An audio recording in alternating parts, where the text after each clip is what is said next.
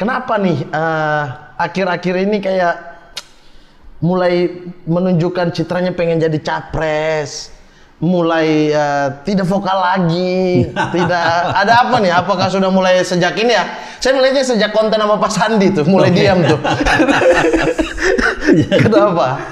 Jadi kita ini sebenarnya gini, saya ada kegelisahan gitu ya. Kegelisahan pertama itu adalah sejak reformasi itu pelajaran pendidikan Pancasila atau bernegara itu kualitinya kurang, sehingga anak-anak 20 tahun kemudian atau anak-anak yang milenial yang usia yang 43 tahun ke bawah atau zilenial yang 25 tahun ke bawah ini sangat lemah di dalam bernegara.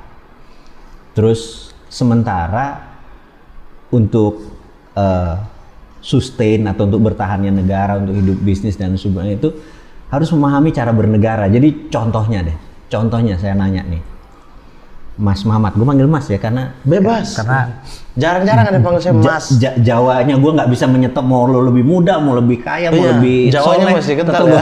Gue manggil Mas. Iya, saya juga Jawa sih. Jawa. Apa aja Mas saya sukunya. Jawa intonasinya cocok kali. Cocok. Jadi kalau kita tanya misalnya, kalau Presiden Amerika tuh first in command. Kalau ada apa-apa sama Presiden Amerika itu ada second in command-nya wakil presiden. Nah, pertanyaannya ada third in command nggak kalau mendadak wakil presidennya juga invalid? Nah kan kita kalau film-film Hollywood tuh ada di sampingnya yang bawa koper yang hulu ledak nuklir. Jadi begitu ada apa presidennya, wakil presiden diangkat sumpah, hulu jempolnya dia. Apa yang terjadi kalau orang nomor 1, nomor 2 invalid? Third in command-nya siapa gitu kan? Biasanya Menhan kan? Nah, di luar ya, kalau di sini Menko Polhukam kan? Di Amerika itu bukan Menhan, tapi State Secretary atau Menteri Luar Negeri. Oke. Itu third in command. Nah, hal-hal seperti itu kan di negara lain. Pertanyaannya, kalau presiden kita invalid, nomor 2-nya? Nomornya wakil presiden. Ya secara undang-undang begitu kan? Habibie, Soeharto. Masa? Soeharto dan Habibie. Ini kalau kita bicara normal, benar kan? Iya. Nah, kalau bicara ada gerakan yang tidak normal, third in command-nya siapa? Hal kayak gitu itu harus diingatkan, bahwa ada triumvirat, yaitu Menteri Luar Negeri, Menteri Dalam Negeri, dan Menteri Pertahanan. Nah, anak-anak sekarang triumvirat apaan ya? Gitu loh, kayak gitu. Ini yang saya merasa, aduh ini kayaknya kalau saya nggak mengeducate mereka, kayaknya akan kesenjangannya nih jauh, kira-kira gitu. Tapi itu apakah prioritas gitu? Artinya sesuatu hal yang priority untuk anak-anak untuk mempelajari? Enggak juga, saya cuman gelisah. Oke. Karena kalau mereka tidak punya spirit kebangsaan, mereka nggak punya nasionalisme, mereka nggak punya rasa memiliki negara ini, wah rusak negara ini, gitu ya. Itu pendapat saya, bukan pendapat orang. Jadi saya pikir, udahlah saya berniat untuk membuat 1000 video cara cerdas bernegara. Jadi saya buat ceritakan semua apa itu nation threat atau ancaman negara, siapa yang menentukan ancaman, apa itu ancaman, siapa yang mengelola ancaman gitu ya. Nah seperti itu terus. Jadi kalau pelajarannya dibuat kekinian, contohnya adalah pelajaran, kemudian contohnya kekinian, Xi Jinping tuh ngapain, Erdogan tuh ngapain, Putin tuh ngapain. Jadi cerita kekinian tapi dikemas sama ilmu, gitu ya. Nah kadang-kadang paling enak kalau kita ngomong baik-baik kan nggak susah didengarnya. Akhirnya kita menggunakan gaya yang keras, satir, sontoloyo, nyeleneh. Sontoloyo tuh trademarknya tuh apa? Kan? Ya, hanya untuk membuat orang nengok gitu. Nah, ternyata ya sekarang sudah hampir 900 video. Berarti targetnya sih 100-an lagi? Tinggal 100 lagi, tugasnya selesai gitu ya. Tapi di tengah-tengah itu tergelitik, ternyata ada lagi yang membuat saya pikir, oke, saya akan tambah 500 video lagi. Tapi bukan cara cerdas bernegara. Ini 500 video ditambah biar waktunya timelinenya pas sampai 2024 atau gimana? Kira-kira gitu lah. Oh gitu ya, paham sih saya. Kalau dihitung-hitung kan 1 minggu 1 video ya 500 video lah. 1 hari 1 video. Oh 1 hari? 1 hari 1 video. Berarti 500 hari ya? Jadi 500 hari, harusnya pas ya? Harusnya. Pas kira-kira untuk masa pendaftaran lah kira-kira. Iya, 6 bulan ke depan ya. 6 bulan ke depan dari sekarang. Nah, yang kita video berikutnya adalah mencari sila kelima. Saya menganggap keadilan sosial bagi seluruh rakyat Indonesia itu hilang.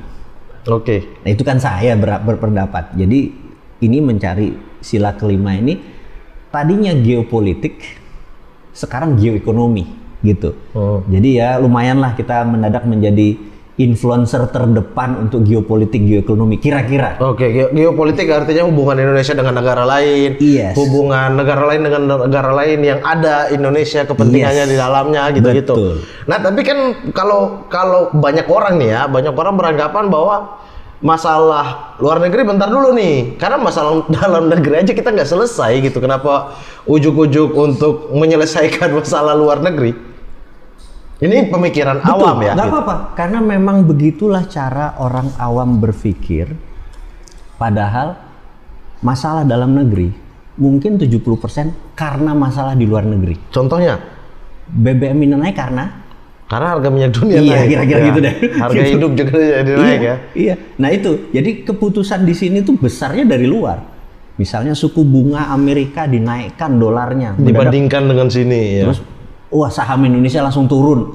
Nah itu, nah kalau kita nggak kenal sana, cuman tahu dalam negeri kan ada apa sih gitu ya? Tapi kan Menteri Luar Negeri kita termasuk yang salah satu yang gokil lah dalam urusan diplomasi gitu. Apakah belum juga ya? Menurut saya enggak. Kenapa? Kenapa nih? Ini baru Menteri Luar Negeri, kita akan bahas nanti Menteri Dalam Negeri. Iya. Satu-satu menteri nih kita bahas. Iya. menurut saya sih begini. Indonesia kalau mau jadi global player, itu kita harus punya alat gentar, alat tekan. Nah, diplomasi kita tuh nggak punya alat tekan. Contoh aja biar ini. Pakistan tuh jelek-jelek punya nuklir. Jadi pada saat dia ini gue bom loh, gitu loh, ada alat tekan. Indonesia tuh nggak punya alat tekan. Tanpa alat tekan, diplomasi nggak ada gunanya. Sejago apapun diplomasinya, nggak akan pernah ada powernya. Ya apa karena non-blok tadi? Maksudnya non-blok itu yang menyebabkan bahwa kita tidak berpihak, tidak perlu ada tekanan dari mana-mana. Itu. Jadi saya mungkin kebijakan luar negerinya ini, istilahnya kalau New Mind mendapat mandat, kebijakannya saya akan rubah. Foreign policy-nya. Yang tadi, yang udah dibangun founding father? Enggak, itu nggak ada di undang-undang kok non-blok. Iya, tapi kan itu cikal bakalnya dari founding father kan. Masa tuh berubah kan? Oke. Yang kita tidak ubah adalah Undang-Undang 45, Pancasila, bener nggak? Itu nggak kita ubah. Gitu. Prinsipnya dia menjadi netral kita paham. Tapi waktu ngejalaninnya, tanpa deterrent faktor kita diinjak. Tanpa faktor penggentar gitu loh. Jadi tetap kita harus punya deterrent faktor, kita tetap netral, tapi kita punya daya tekan. Saat ini kita nggak punya daya tekan. Contoh. Ada 2.000 triliun loh. Indonesia tuh APBN-nya, biar terilustrasi aja teman-teman semua, itu 2.700 triliun. Ya. Atau sekitar mungkin 150 billion. Betul ya? Dibandingin Apple, dibandingin Tesla, gedean Apple, bener nggak? Dan nggak harus masuk gorong-gorong jadi CEO-nya Tesla, gitu kan? Contoh doang nih, datang ketemu aja baju kaos ya. Iya gitu. Nah, jadi 270 itu kan 130 billion. Iya, 150 billion gitu ya. Yang lewat Selat Malaka itu 2 billion, angkanya 2 triliun itu tuh 2.000 billion alias 8 kali lebih kali. 8 kali. Bener nggak? Atau lebih? APBN nasional. Dia lewatin di situ. Kita ngurusin tainya, kita ngurusin sampahnya, kita ngurusin ini. Dapat apa Indonesia waktu lautnya dilewatin? Pajak? Mana? Gitu. Nah kalau kita kan istilah New Mind, ngapain lu naikin pajak penduduk? Pajakin aja Selat Malaka gitu loh. Itu yang kita mau challenge. Jadi saat ini cara bernegara itu kan kalau ini kita dapat income dari anggap kita kasih, jangan pajak lah, kalau pajak kesannya kita preman. Kita minta sama Amerika sebagai yang penguasa Seven Fleet atau Armada ke-7 wilayahnya di Indonesia. Juga kita minta Cina karena 95% yang lewat adalah Chinese vessel. Kita buat perusahaan asuransi. 15% kita kasih Tiongkok, 15% kita kasih Amerika, 70 kita kelola, asal lewat sekian persen untuk bayar asuransi. Karena untuk bersihin tainya, bersihin kotoran, itu lewatin itu yang ngerusak itu kita. Itu kalau 1% dari nilai barang, itu 20 billion, 30 billion, bener nggak? Itu kan APBN kita cukup lumayan ketolong gitu contohnya. Nah ini sudah 7 presiden, kok nggak ada yang challenge ya? Bahkan yang sekarang di etalase, lu mau apain Selat Malaka, bener nggak? Nah jadi kita pikir, siapa aja jadi presidennya is okay, tapi New Mind ini akan mengasih cara cerdas bernegara gitu loh. Kita bukan mau jadi, itu cuman sanepo, itu cuman kiasan, itu cuman sindiran gitu ya. Satir ya. Satir gitu. Karena menurut saya paling enak sekarang ya pakai indirect language. Ya kita andaikan. Jadi mereka yang lihat, oke, nanti kalau gue jadi nih, misalnya Mas Ganjar gue akan giniin, Mas Anies kalau jadi gue akan giniin. Pakai aja seluruh datanya Bosman. Saya pikir nggak ada masalah, Pak Prabowo Valid ya datanya Bosman. Nah, ini menarik kalau urusan valid nggak valid. This is interesting. Suatu hari YouTube kita di take down, the whole take down, rata tanah. Bukan 1-2. Ternyata ada pengaduan. Jadi ngadu itu bukan sekedar report di komen, wah bohong lo, fuck you segala macam, itu kita biasa. Itu mah nggak pernah sakit hati gitu ya. Kalau baper jangan jadi YouTuber gitu aja. Iya, saya sih juga bodo amat kalian mau komen apa terus. Tapi kalau dia lapor ke pusat gitu, dipantau terus laporannya kalau ribuan gimana? Ribuannya ada mengandung pornografi, ada disinformasi, ada hoax, penyebaran hoax. Bener nggak? Sehingga di take down. Tapi sekali lagi perusahaan Amerika itu walaupun asshole, tapi Amerika tuh freedom of speech-nya bagus. Jadi saya challenge waktu itu, saya bilang saya challenge dong gitu. Saya ingat jam 1 pagi di Indonesia, jam 1 siang di Amerika, di YouTube pusatnya saya menantang kenapa dia begini. Terus gini, saya bilang gini deh, kalau lo benar-benar menemukan hoax, disinformasi dan ini silahkan di review, 24 jam kemudian nyala lagi, ceklek. Membuktikan apa? Tidak ada disinformasi, tidak ada hoax, tidak ada pornografi. Atau mereka capek, aduh lama banget nih kalau buka satu-satu, mending udahlah. Udah aja. Itu mungkin bisa jadi kan. Artinya valid dan nggak valid masih belum ini gitu. Jadi ribuan orang tuh kita, itu yang saya nganggap fair, mereka kita bisa challenge. Jadi aduan-aduan itu ya kalau memang buzzer, kalau memang titipan segala macam ya kita bantai. Jadi itulah saya pikir kalau tadi apakah datanya Bosman tidak valid? Itu udah proven tuh, nyala lagi kok gue gitu kan. Agak belagu dikit lah kita. Oke. Berarti lumayan ya, 1%-nya valid. Buktinya nyala gitu kan. Berarti ada yang valid. Ada yang valid walaupun 1%. 1%. Tapi anehnya gini nih, Bosman kan orang lama di bisnis ya. Orang lama di bisnis Indonesia. Artinya tahulah suka duka di dalam bisnis Indonesia seperti apa. Tapi ketika menarik diri dari sana, bukan secara total ya, artinya menarik diri, saya harus menekan ke dalam nih gitu. Justru yang ditekan adalah kebijakan luar negeri. Menurut saya sangat ambigu gitu. Kenapa tidak membenahi sistem-sistem yang merasa Bosman dirugikan? Tadi saya daripada direct orangnya tersinggung kan, pejabat kita kan kupingnya agak tipis.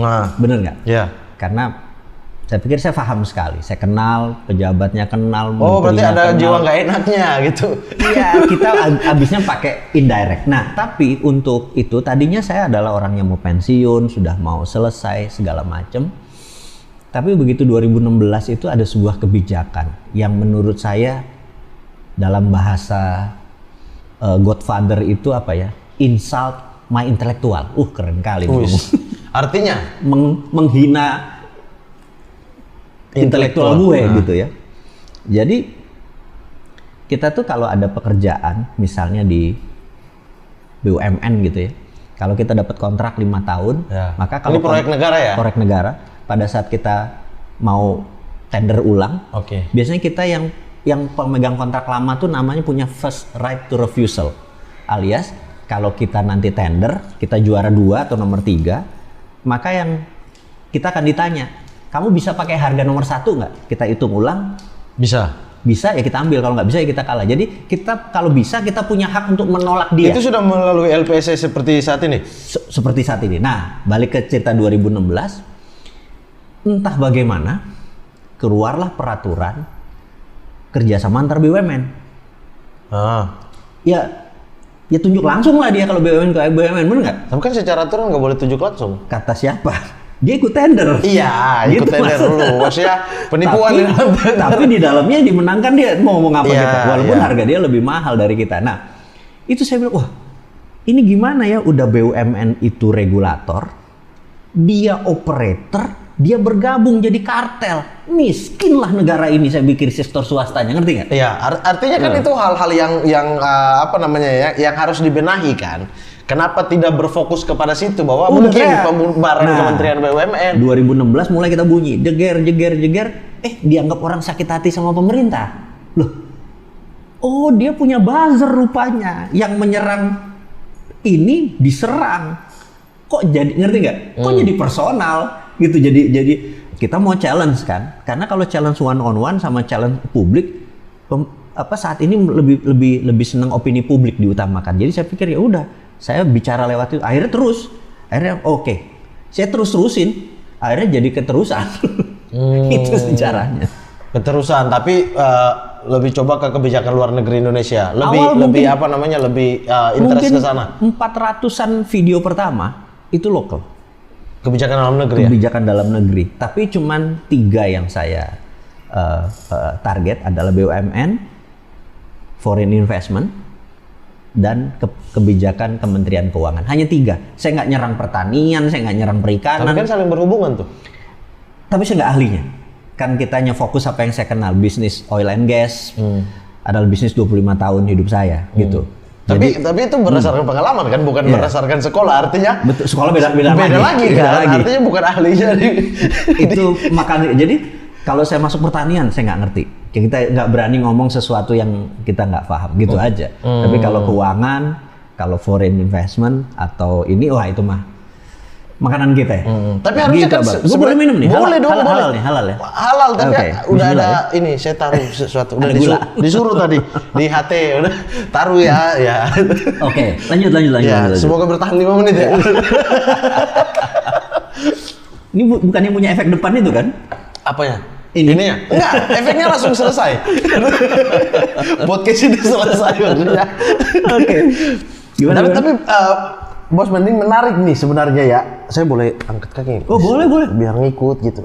Mau dua-duanya sila juga boleh. Biasanya saya dikasih di jalanan, di pinggir jalan gitu, pakai sepeda emperan, ada kereta lewat. Jarang gitu. Kaki diangkat ya? Iya, jarang nih gini-gini nih, santai, enak banget ya. Ini anggap aja nih stasiun Jatinegara ya, biasa kalian dengar ya. Anggap aja di sini nih.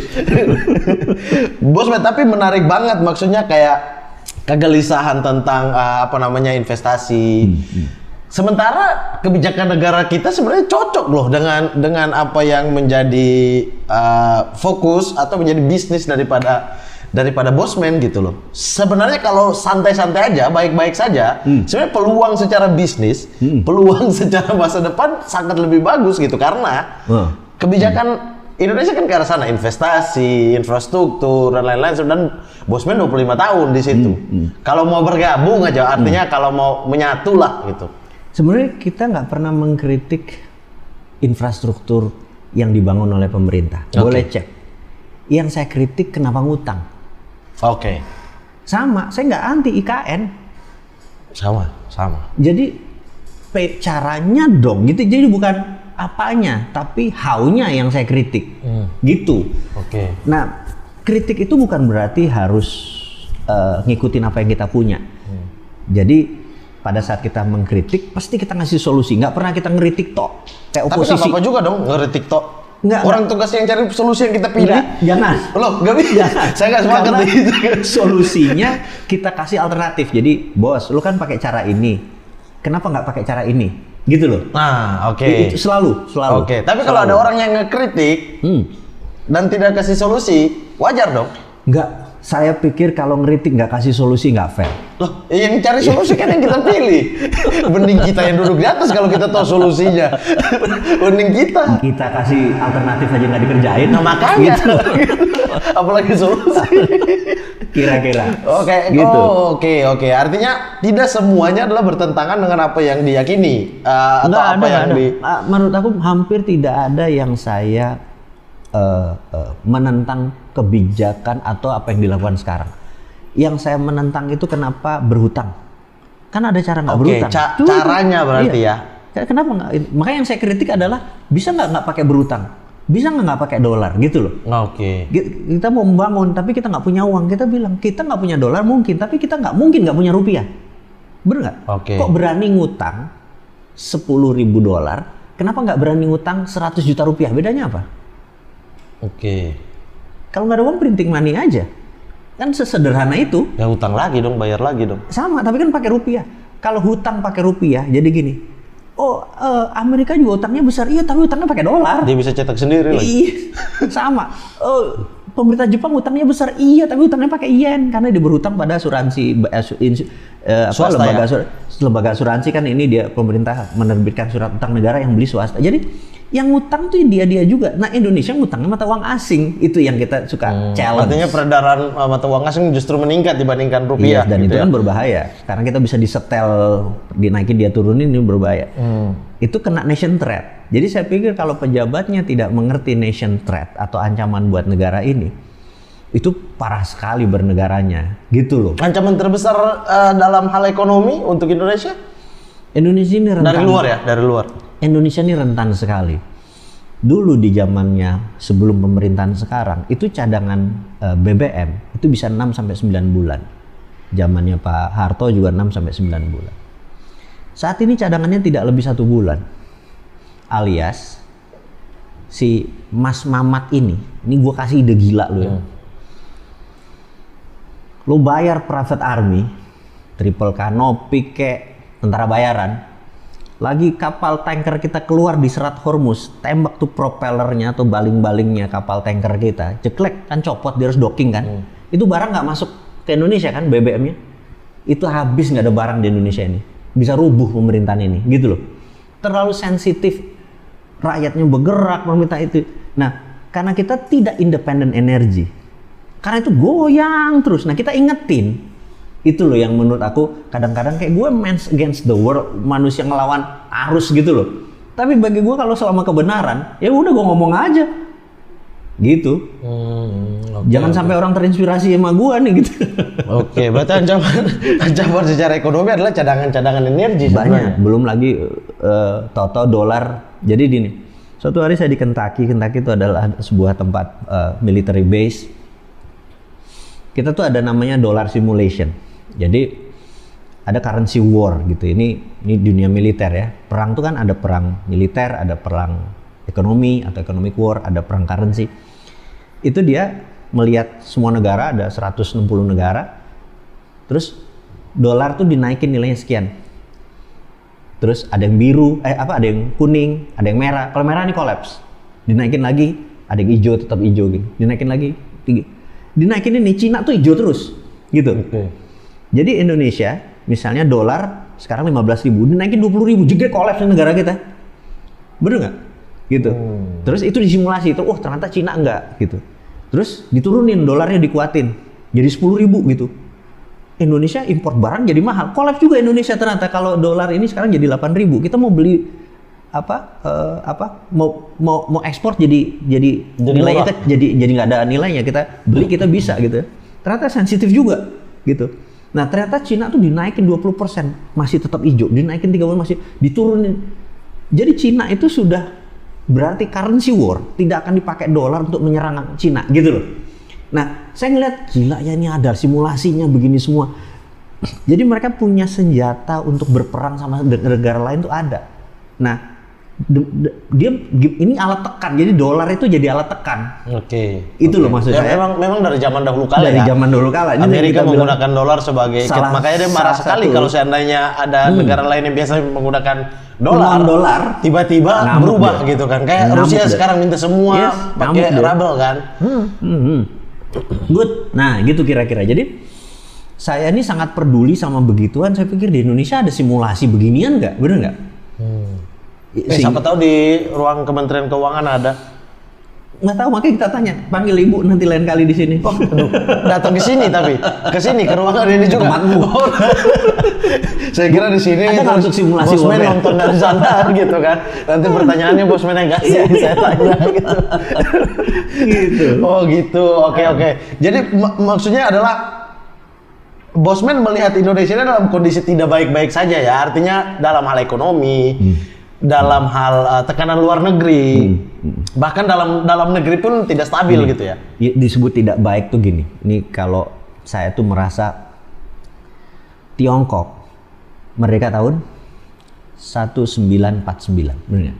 Indonesia merdeka 1945. Kita tuh 4 tahun lebih tua dari Tiongkok, gitu kan? Saat ini GDP per kapita kita 4.200-an. GDP Tiongkok 15.800. GDP itu apa tuh? Biar penonton GDP per kapita tuh begini. Kalau GDP per kapita kita 4.000, kalau kalikan 15.000 kira-kira 60 juta. GDP per kapita adalah pendapatan rata-rata penduduk Indonesia adalah 60 juta setahun. Oke. Gitu. Karena 4.000 kali 15. Nah, GDP-nya Tiongkok itu 15.800 atau 4 kali lipat dari Indonesia. Di Cina itu 4 kali lebih makmur dari Indonesia. Kita lebih tua 4 tahun. Ada apa? Kok kita nggak bisa segitu? Bener nggak? Itu kan kita tanya dong. Oke, siapa yang lebih muda dari Indonesia? Singapura merdeka tahun 65. 20 tahun Indonesia lebih tua. GDP per kapitanya Singapura itu $60.000. 12 kali dari Indonesia. Tapi kan banyak yang bilang tidak bisa disamakan karena penduduk mereka sedikit dengan lapangan kerja yang di bisnis rule tetap sama. Populasi yang dihitung. Pegawai gua 5 sama pegawai gua 300. Lu enak pegawainya 5? Enggak. Indonesia punya kekayaan alam. Yang Singapura nggak punya tambang emas, Singapura nggak punya tambang boksit, Singapura nggak punya tambang nikel, bener nggak? Tambang koruptor aja. Di sini ada di juga. Sana. Kan lari ke sana bebas. Uangnya taruh di sana. Taruh di gitu ya. sana. Nah, hal-hal seperti itu kita mau challenge. Sudah 7 presiden nih. Kok nggak membuat ini lebih baik? Lu ngapain aja? Gue cuma mau challenge. Oke. Gitu. Nah sama seperti yang 2024 ini. Mas Ganjar programmu apa nih untuk Indonesia jadi 10.000? Nih. Mas Anies programmu apa? Ya kalau cuma main joget-joget TikTok program mereka. Iya itu doang, itu juga gue bisa. Lu gak mau aja. Saya juga bisa. Nah ini kritikan sehat. Aku nggak yakin aku yakin mereka nggak akan tersinggung waktu bosman nanya Mas Ganjar mana program lu yang bikin 12.000 dolar per kapitanya gitu. Nggak akan tersinggung gitu. Nah challenge-challenge seperti itu yang kita harapkan. Udahlah, yang sekarang ini sudah 10 tahun dikasih kesempatan.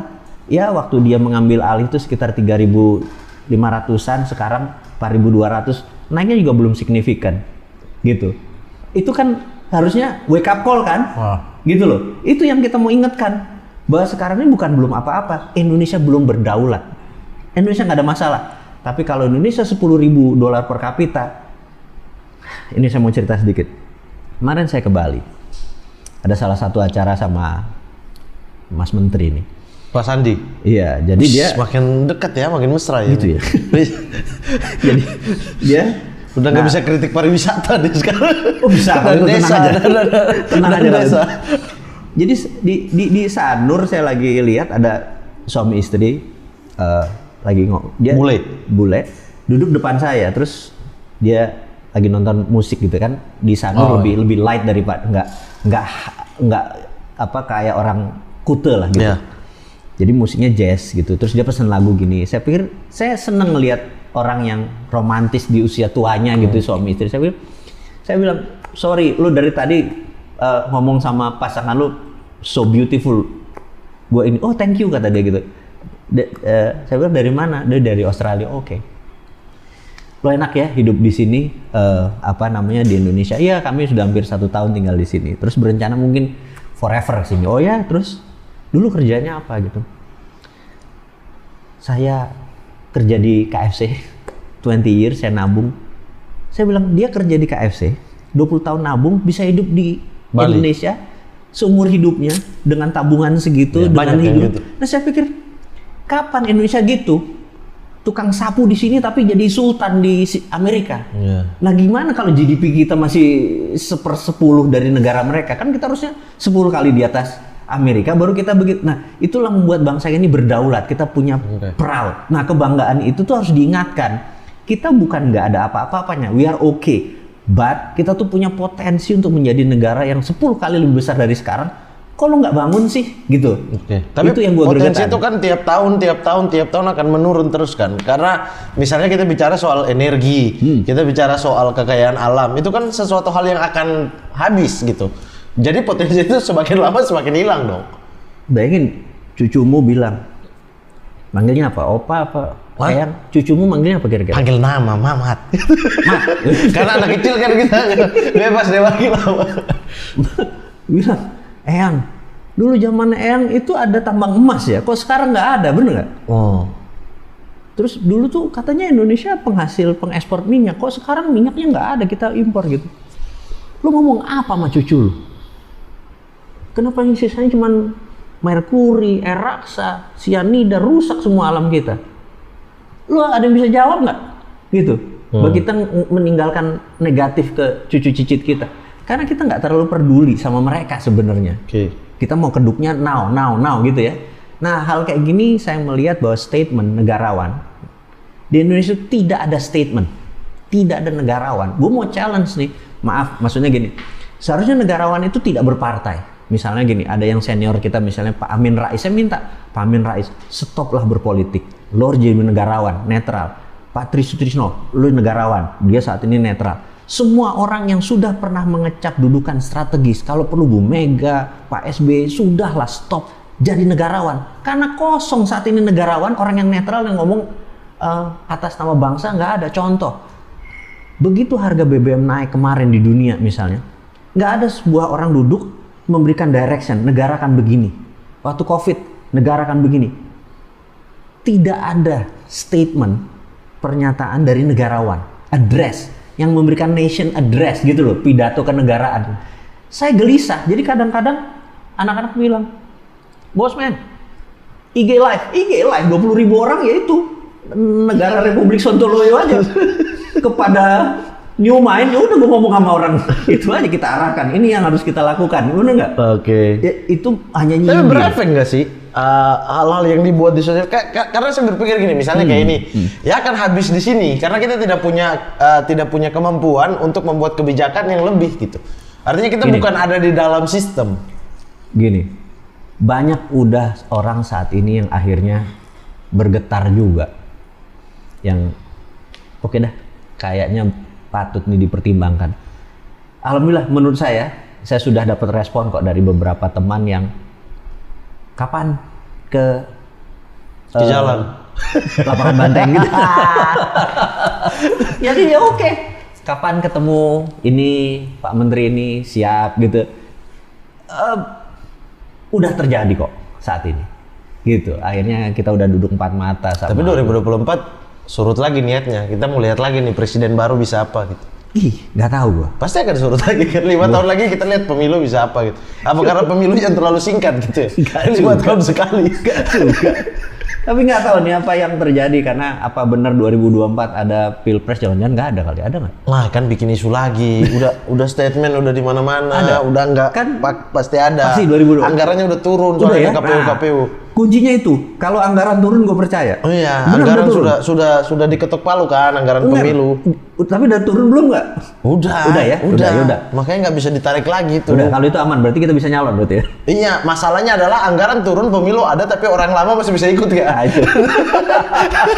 Pertanyaannya diganti sekarang. Ada apa enggak? Udah pasti ada. Iya. Tapi siapa calon-calonnya itu kan? Apa-apa. Emang bagi saya siapa aja saat ini ya, bagi saya siapa aja yang jadi nggak masalah. Tapi saya minta cuma satu hal, mungkin ini terlalu teknis, saya minta cuma satu hal. Sudah 50 tahun terakhir, 50 tahun, ini gue nih ketuaan kali untuk ngomong sama anak-anak muda ini. Dulu di tahun 70-an, itu ada namanya Prit Jigo. Parkir itu bayarnya 25 perak, Prit 25 perak. Sekarang saya parkir di Indomaret, Prit 5.000. Iya. Artinya dalam 50 tahun itu naiknya 200 kali, bener nggak? Itu tuh 20.000%, gitu ya. Dulu tahun 70-an saya di abang-abang somai, 100 perak. Itu saya dapat pare, somai, kol, telur. Sekarang 20.000, gue baru dapat makan somai di abang-abang, bener nggak? Itu naiknya dari 100 perak ke 20.000 itu kan 200 kali, atau 20.000%. Oke, kita mau lihat kebijakan Kementerian Keuangan. Dulu tahun 70-an tuh ada namanya Berkeley Gang. Mereka tamatan dari UC Berkeley, California.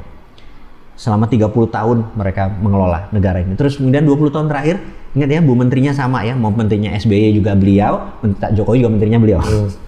Ini Menteri apa? Menteri Keuangan. Oke. Baru sadar ya? Iya. Orangnya dia juga kan? Enggak. Kirain Menteri BUMN yang lama tapi itu orangnya itu juga.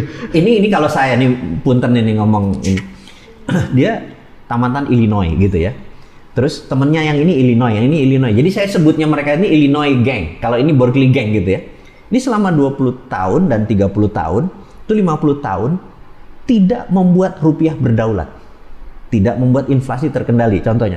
Jadi nih kalau nanti siapapun yang jadi di tahun 2024, gue mau challenge 10 tahun lo menjabat sampai tahun 2034. Harga somai jadi 10.000 atau jadi 50.000 nih, bener nggak?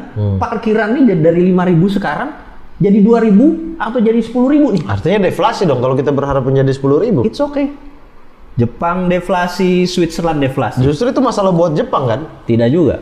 Tergantung selera kebutuhan. Jadi nggak selalu hukum bahwa harus gini dan harus gini, tergantung kebutuhan. Jadi karena sekarang udah inflasinya kebanyakan kan. Nah, tapi menurut pemerintah, klaim pemerintah di sekarang ini lumayan berhasil menekan inflasinya. Kita bicara 50 tahun. Oh, oke, bicara 50 kalau tahun ya. Iya. Segini lo bilang benar iya, gitu ya. Tapi kan nanti alasannya itu kan pemerintah lalu yang membuat kebijakan kayak gini, zaman Soeharto krisis dan lain sebagainya. Saya ngomong 20 tahun orang itu juga ya. Oh, 20 tahun sekarang. Oke. 20 tahun dia juga. Nah, kalau orang ini orangnya mungkin diganti, tapi pola pikirnya adalah Western knowledge. Oke. Gua nggak yakin dia akan masih pakai rumus yang sama, bener nggak? Nah, ini yang kita mau challenge. Yuk kita ubah jadi bukan ubah. Tambah MMT mau nggak, modern monetary theory. Ini kita urai. Jadi siapapun yang jadi kita kasih alternatif ini.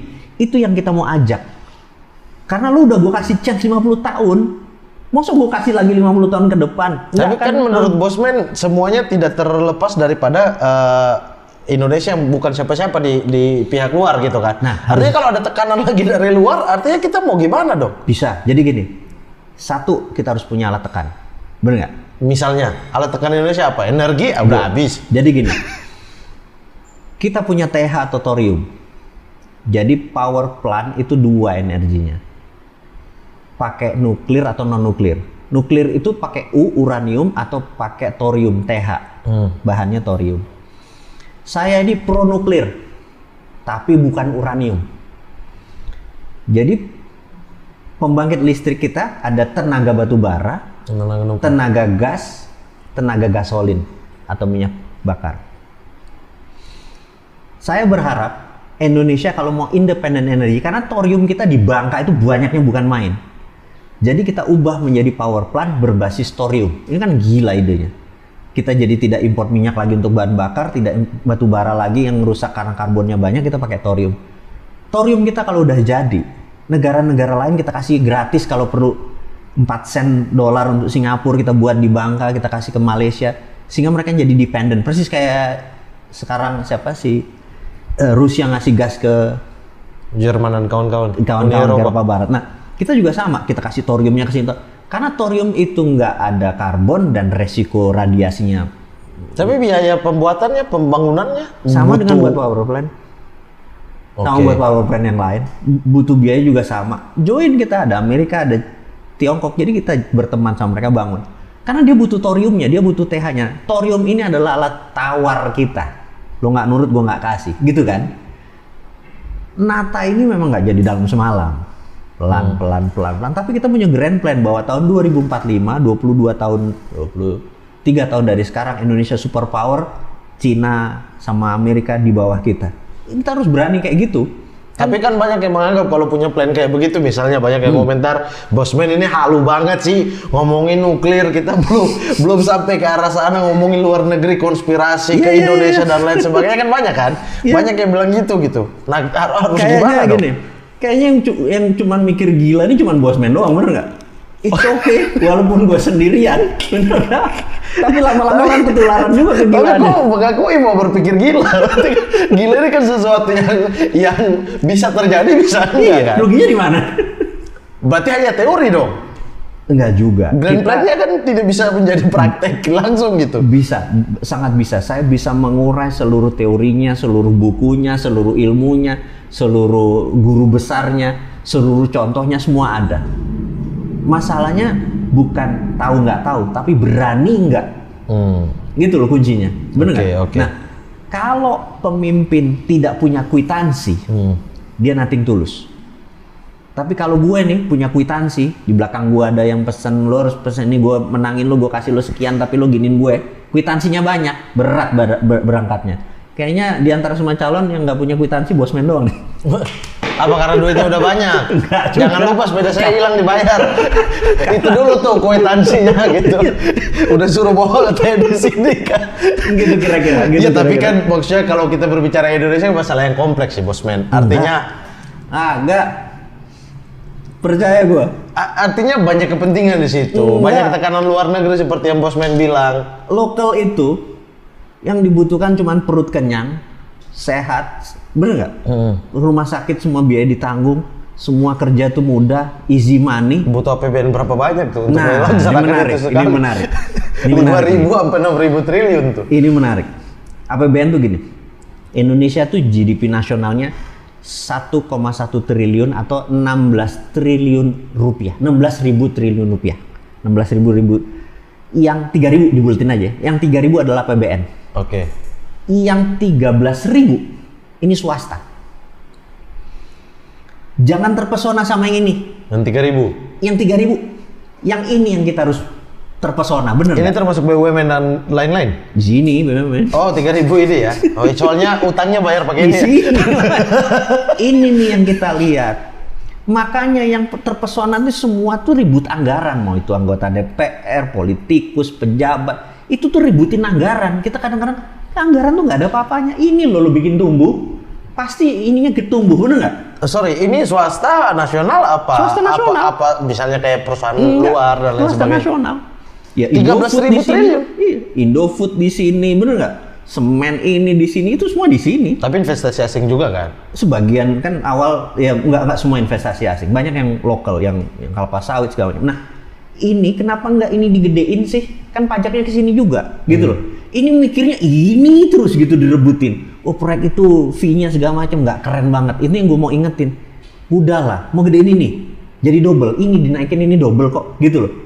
Jadi kemudahan berinvestasi, easy money dan lain sebagainya, itu akan membuat ini tumbuh. Itu program Pak Jokowi dong.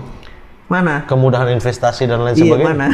Hah? Mana? Udah tuh, kereta cepat. Oke, dia memang membangun infrastruktur. Artinya grand plan-nya ada dong. Kalau kita berbicara grand plan, Grand hal-hal plan-nya yang ada. gila Nah, udah dilakukan dong. Jadi gini, saya tidak salah apa yang dia lakukan. Kita ada challenge 2, kenapa utang itu 1. Terus kenapa pakai asing itu 2. Ada banyak yang kita challenge. Ada 2 negara yang punya dilakukan persis seperti apa yang dilakukan pemerintah sekarang.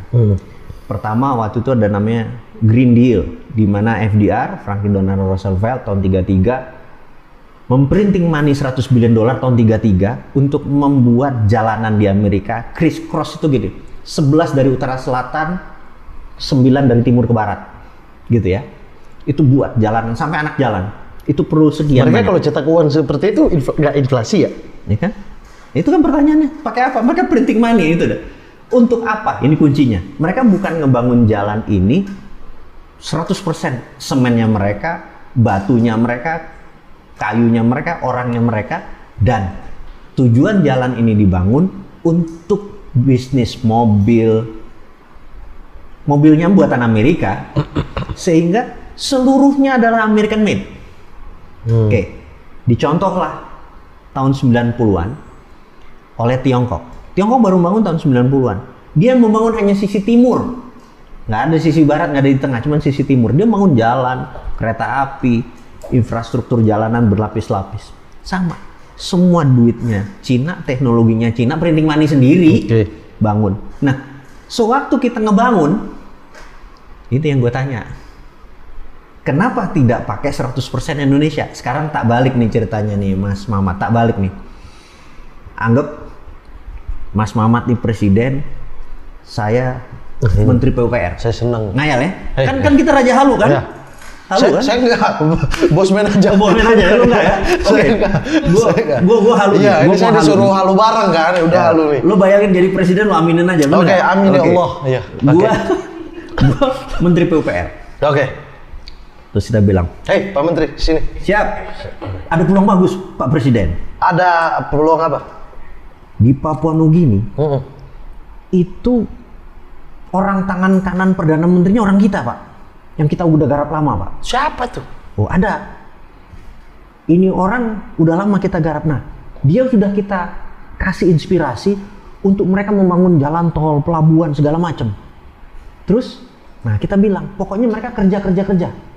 Kita siapin uangnya, kita siapin dananya, segala macam. Pokoknya nanti jalan tol jadi, nanti semen kita, Krakatau Steel nanti jalan, nanti orangnya kita 100% kita bawa orang dari, pokoknya nggak ada orang dari sana ya. Oke. Kita bawa barang kita jadi, begitu udah jadi ini mau taruh, mereka bayar pakai dolar, bener nggak? Udah mulai paham? Bahwa proyek itu jadi underlying printing money, jadi rupiah kita di printing, kasih Krakatau Steel, kasih pabrik semen, kasih pabrik bata, bener nggak? Printing money. Printing money-nya nanti dibayar gimana? Begitu mereka masuk dolar, nyicil, nah uangnya dibakar. Masuk dolar, uangnya dibakar, bener nggak? Printing money kita, underlying-nya proyeknya dia. Oke. Jadi ngerti posisi Indonesia, kenapa gua challenge. Lah, kenapa nggak printing money sendiri? Kenapa pakai printing money? Kenapa proyek kita underlying-nya printing money duit orang? Itu loh yang gua... Tapi itu akan kena sih dari Amerika maupun dari Inggris sih. Kalau pakai cara yang tadi sih. Gua kok ya kan akan menjadi tekanan, berani-beraninya kamu printing money nggak pakai dolar, berani-beraninya kamu pakai rupiah, gitu-gitu kan? Karena nggak punya faktor penggentar kan? Iya, nah itu. Ya berarti itu dulu kan yang diberesin faktor kekuatannya itu kan. Jadi siap perang lah istilahnya. Mulai kan? paham kan? Bahwa di situ yang kita mau challenge, gitu. Mau nantang itu bukan berarti nantang berantem. Ada muscle, jadi otot itu punya ini ya. Knowledge itu juga punya muscle. Jadi kalau kita Mas Mamat mau bicepnya gede, ngangkatnya begini, muscle lo tumbuh. Oke. Muscle knowledge itu ada muscle-nya, knowledge itu ada muscle-nya. Nah saya tuh menantang untuk mengingatkan ada muscle knowledge yang lain loh Pak, Bu, gitu loh. Gue bukannya menghina yang lo punya, you the best, buktinya lo udah jadi. Pak kalau ini dipakai bagaimana? Jadi saya cuma ngingetin. Nah bagi saya merasa oposisi tidak melakukan itu. Memang ada oposisi? Makanya. yang menjabat sekarang juga manut istilah. Maksudnya kita, apa Presiden? Ya pasukan bawahnya. Oh. Ya. Nah kita mau challenge, ini ada yang lain dong, ini ada. Nah itu saya merasa kok nggak ada yang ya. Tapi kan gitu. Berteman dengan menteri-menteri ya dikasih dong. Sudah. Mereka nggak bisa. Mungkin rekeningnya nggak cocok. Oh. Itu gak bener nggak? Iya sih. Gua ngerti juga. Jangan-jangan kalau gua di posisi dia, aduh ini ide akan susah bagus. juga karena sistem udah mengikat seperti itu kan. Ide lu bagus tapi rekeningnya nggak cocok ke gua. Nah itu kan repot. Oh. Gua nggak tahu. Nanti kalau gua kasih tahu. Bener gua nggak bisa jalanin karena rekeningnya nggak cocok. Kayaknya kalau Pak Sandi ini kayaknya bakal ada posisi nih. Kalau Pak Sandi jadi? Kalau Pak Sandi wapres atau presiden. Gue jadi gitu. konjen aja gue di kota kecil. Ya Allah, konjen itu mah tujuannya liburan bos men. Jadi konjen itu mah itu liburan doang gitu. Gue nggak ngapain itu. Cari di tempat yang sangat kurang orang Indonesia. Jadi makan di mana di makan gaji muda gitu. Iya, di Warsawa gitu kan. Gitu. Jadi konjen ya gue. Tapi satu hal ya saya menarik tadi ya. Ya oke.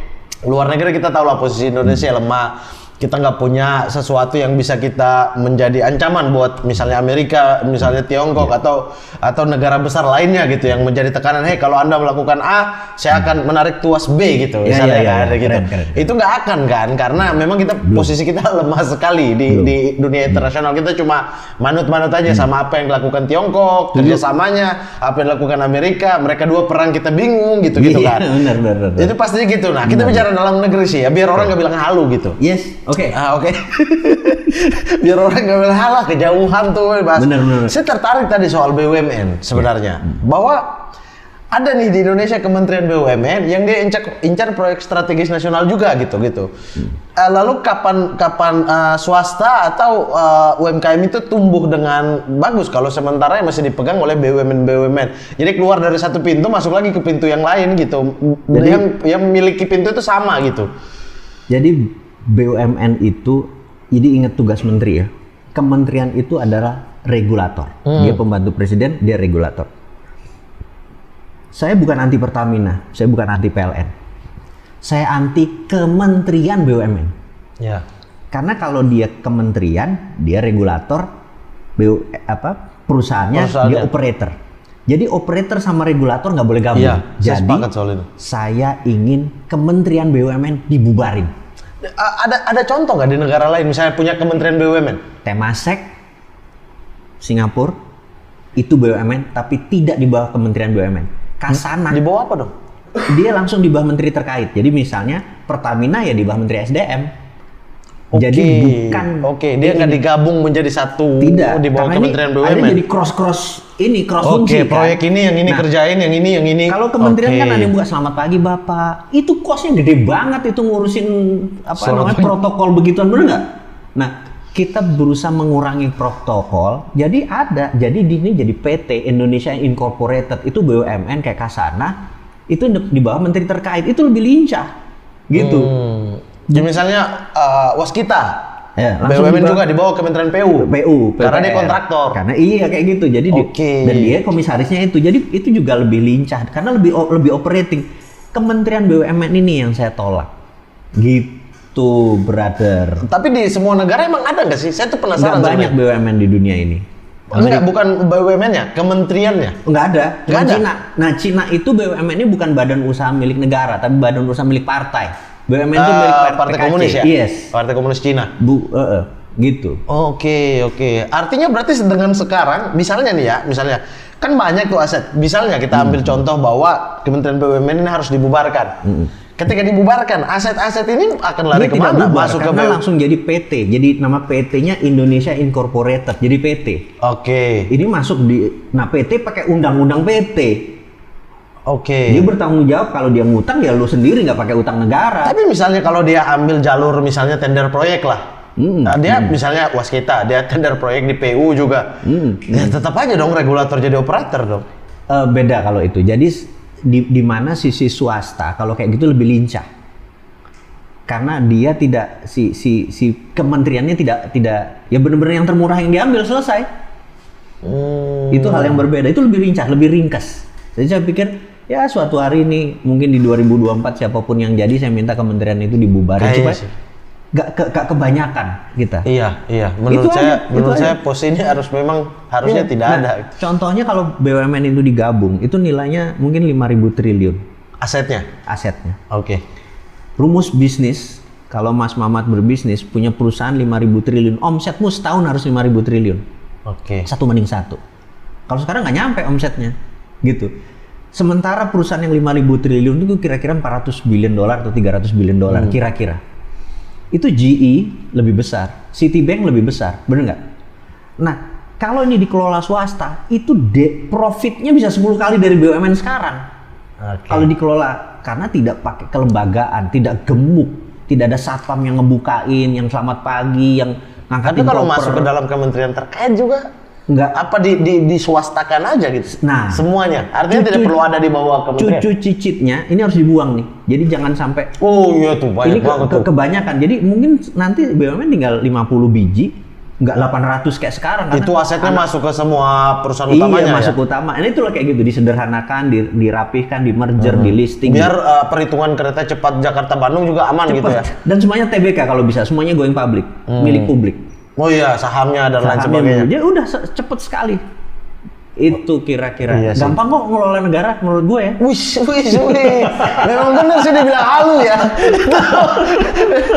Langsung tiba-tiba gampang loh ngelola negara.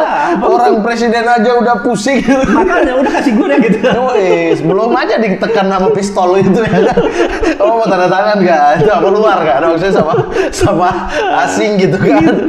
Nah, tapi seru sekali sih. Maksudnya banyak sebenarnya bagus untuk banyak planning, kemudian banyak tidak bersumber kepada satu pemikiran saja. Maksudnya, ada referensi A, ada referensi B. Yang paling bagus yang mana sih kira-kira untuk negara kita gitu ya. Jadi saya akan terus bunyi, bukan untuk membuat ego bahwa ilmu gue paling benar. Tapi kita ada ilmu-ilmu lain loh yang gue tunggu. Saya juga nanya, makanya kalau ada ilmu lain, ayo challenge. Jadi misalnya nih, contoh saya ini sebenarnya beberapa kali menantang Misalnya gini, PDIP sudah mencalonkan Mbak Puan untuk menjadi RI 1 misalnya gitu. Oh misalnya nih, saya pikir udah dapat informasinya. Belum. Oh misalnya. Terus saya bilang, kenapa nggak PDIP buat PDIP get talent untuk cari wakil presiden atau para menteri? Oh, konvensi. Itu gue menyalonin tuh. Pernah kan dibuat tapi abal-abal kan? Makanya jangan yang abal-abal. Ya, partai biru. Iya Pernah gitulah. kan? Iya. Nah, konvensi itu nanti partai ini buat. Saya maju. Saya pengen tahu si A konsepnya apa. Karena kalau lebih bagus ya udah, bener nggak? Cikar kanan, Vaya Kondios, bener nggak? Oke. Tapi kalau nggak kita adu. Nah, masyarakat harus terbiasa dengan berbeda pendapat. Referensi yang berbeda. Referensinya jadi lebih banyak, lebih colorful. Cuman itu tok. Gitu. Habis itu selesai, begitu konsep kita dipakai atau konsep kita diterima sebagian, udah kita tenang kok. Gitu Mas. Jadi banyak banyak pertimbangan dari masyarakat melihat ini planningnya grand plan. Tapi sih masyarakat kayak saya dan pengunjung saya kayaknya udah gak peduli, bodoh amat kali. Mau grand plan mau apa, udah ini harga teh makin mahal. Nah ini gini, saya kasih sebuah ilustrasi yang nanti teman-teman kita ini, kalau konsep kita diterima, easy money buat lu semua, easy money. Jadi gini, saya ada sahabat saya namanya Jackson. Dia lahir. Tiago? Hah? Dia orang Malaysia. Sewaktu dia tuh bercita-cita ingin ke mainland, ke Cina, tapi ke Malaysia nggak punya hubungan diplomatik, sehingga dipindah warga negaraan ke Singapura. Tahun 88 waktu dia usia 18 tahun, sebagai warga negara Singapura dia bisa masuk ke Tiongkok. Di 88 terus 89 ada regulasi powerful sekali dari Deng Xiaoping dan segala macam, sehingga printing money mulai di sana. Dia pulang ke ini tahun berapa? 2012 dia pensiun. Dia punya $2 billion, very rich ini teman saya ini. Terus sekarang menjadi partner bisnis saya untuk dua bisnis di Indonesia, Power Plant. Nah, saya mau menceritakan adalah gimana sih cara Cina dulu make money, karena dia buat duitnya di Cina. Jadi dia bilang gini, di Cina itu di kawasannya ada kawasan bisnis, kawasan industri, kawasan pertokoan, kawasan perumahan gitu ya. Kalau di kawasan bisnis, manufaktur, itu kalau kita punya 1 hektar tanah, anggap nilainya $1 miliar, kalau di Indonesia tuh cuman boleh kredit keluarnya 70%, cuman 700 juta. Kalau di sana punya $1 miliar, keluarnya 5 miliar. Selama dibangunnya di sana, jadi 5 kali lipat. Bagi bank, 1 tambah 5, 6. Pinjamnya 5, bener nggak? Kalau kita, 1 keluarnya 700. Gitu. Ini kegedean jaminan, karena waktu 700 tambah ini kan 1,7, pinjamnya cuma 700 kira-kira sudah. Nah, dengan membangun 5 kali lipat itu terjadi percepatan. Gitu, karena kreditnya 5 kali lipat. Nah, sama. Karena prinsip kita nanti printing money, jadi teman-teman kalau membangun usaha, nih teman-teman kita nih, ini ngayal ya kita ya, ngayal ya, nanti new mind atau dapat konsesi gitu ya. Konsesi gitu ya. Teman-teman kalau membangun bisnis, dia cuma punya, modal saya cuma ada motor nih. Motornya berapa? 15 juta. Keluar 5 kali lipat. Itu bisnisnya lancar, bener nggak? Nah, hal-hal seperti beginilah yang membuat kita easy money namanya. Selama ada bisnis. Kenapa 5 kali lipat? Apalagi tujuannya ekspor, itu 5 kali lipat. Tapi kalau lokal mungkin 3 kali lipat. Apapun itu, strategi printing money dan easy money ini membuat semua orang punya opportunity yang sama. Itu yang akan kita lakukan. Jadi ingat ya, pilih Bosman ya. Wih. Ini mulai kampanye nih, mulai gila ini ya. Serius nih. Masih gila nih. Bosman coba ini bahasa Inggris coba dikit. Aku nggak bisa bahasa Inggris, nggak bisa gua. Nggak bisa. Gua ngimpi gua aja bahasa Jawa gitu. Oh nggak bisa. Oh ini di luar pakai bahasa apa dong? Pakai bahasa Inggris coba. Bahasa kalbu. Ini takut ketahuan nih, Bjorka ya? Iya. Nggak mau bahasa Inggris ya? Iya. Makanya kalau ngomong ntar gua ketahuan jadi Bjorka. Ketahuan ya. Saya mau ngetes nih pendengaran kan, dia udah keluarin video di TikTok kan. Suaranya sama nggak gitu? Iya, cuma tangannya beda. Tangannya lebih mirip saya, Bos Beda. Makanya. Kan dia angkat tangan tuh di video. Kok lebih mirip saya, cuma pakai gelang. Saya ada lagi gelang kayak gitu. Nah, lu jangan-jangan. Tapi saya nggak bisa bahasa Inggris. Alah, itu kan dubbing gitu. Oh iya, dubbing ya? Kok tahu dubbing? Ini dia. Kok tahu dubbing nih? Gampang lah. Bjorka itu blessing. Gue bilang Bjorka itu blessing bagi gua, bener nggak? Kita tahu dia sudah mengeluarkan 1,2 miliar data dari SIM card. Bener nggak? Seluruh kartu SIM card dia buka gitu. Tahu nggak yang namanya teman-temanku itu? Ini berkah. Di-download 1,2 giga, diketik satu-satu sekarang. Kalau kita digital marketing kan buat jualan, bener nggak? Ya tapi kan pencurian data dong. Kan yang nyuri kan Bjorka bukan Ya kita. tapi ikut mencuri juga bahaya nih. Wah, ini saya semakin curiga nih Bjorka nih. Malah suka dengan blessing katanya loh. Blessing. Wah, kalau kita digital marketing bener nggak? Wah, ini buat dagang nih. Nggak usah gitu, partai Astagfirullahaladzim. politik kan, wah ini buat kampanye nih, bener nggak? Astagfirullahaladzim. Mereka kalau bukan Atau partai baru ya. Wah, ini buat menu-menuin anggota nih ya. Gitu ya. Itu. Jadi kita ngelihat sesuatu bisa dari sisi negatif, bisa dari sisi positif. Tapi itu bener. negatif. Kalau diambil menjadi marketing, yang ini negatif nih. Negatif, Tujuan ya? Bjorka mungkin bukan begitu. Begitu ya? Mungkin mau ngetes doang. Kok jadi saya belain Bjorka? Tujuannya belain mungkin ya. Gitu, Artinya bahwa, kira-kira. pemerintah sistem keamanan kalian lemah nih. Saya bisa Iya. bongkar nih. Tapi kalau di-download buat marketing, buat penipuan, ya kena lah. Itu juga kena. Gitu ya. Iya dong. Tuh anak-anak udah banyak tuh yang Tangkap kerja. Bosman, ini Bjorka nih, yakin saya. Bosman, terima kasih banyak. Sama-sama. Sudah berkah pesan- banget. sudah Hari pesan ini teh. sudah bergosip kita. Iya, udah Dengan Mas ngobrol-ngobrol Mamat. santai, Buat tidak teman-teman terasa juga. tehnya juga udah habis. Belum merasa pusing. Kayaknya bentar lagi gue nulis warisan nih. Nulis warisan. Saya dikirim sama ini teknologi Gitu ya? Iya, buat naruh sesuatu gitu. Siap. Supaya mengakui. Kalau Bosman Bjorka enggak. Oke, Gitu. terima kasih Oke, banyak. sama-sama. Sukses. Semoga